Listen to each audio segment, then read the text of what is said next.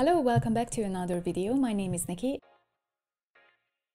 Okay, let's get to it. In today's video, I am going to share with you how I create my YouTube thumbnails using Procreate. Procreate is an iPad-only application, and this is what it looks like. Let's create a new canvas in Procreate. For a YouTube thumbnail, the recommended size is 1280 by 720 pixel.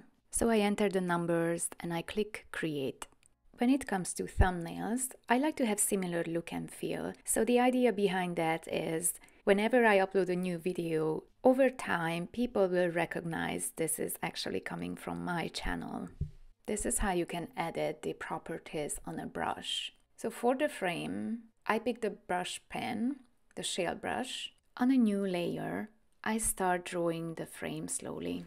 And you can experiment with other brushes and just see what works for you. I really like the texture of the brush stroke, so I'm going to keep this one. In order to have a transparent background color on the frame, you need to uncheck the background color layer. Next, I'm going to save this, so I'm clicking the tool icon next to gallery and save it as a PNG. With this step, we have the frame readily available in our camera roll. I already added my image, but this is how you add your own image. So just click Add and insert a photo and select the picture that you would like to use as a thumbnail. I add the new layer and I go to the tool icon and insert a photo and I add the frame. And now with the eraser tool, I'm just removing some part of the frame because it kind of looks like this picture is three-dimensional and it looks like I am kind of in the foreground.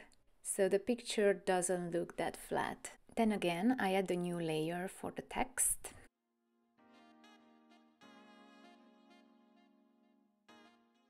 Then I add the text. I like to use bold fonts because it's better for legibility. And now I just play around with the design of the text. I might adjust some settings here. I play around with the kerning and tracking and baseline. I also changed the font color as well. So I just see what works the best for this image. Then I add another layer just under the text. I want the text to stand out a little bit more. See what I mean? So I just use the same brush pen that I used before. It doesn't need to be perfect, I just have fun with it. Then I add another layer for the extra design elements.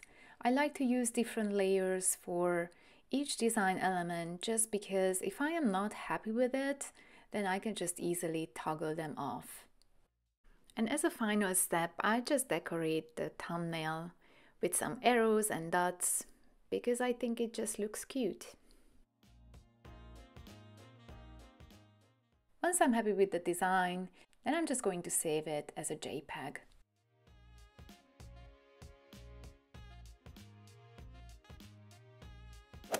Thank you so much for joining me today. I really hope you enjoyed this video. I see you in the next one.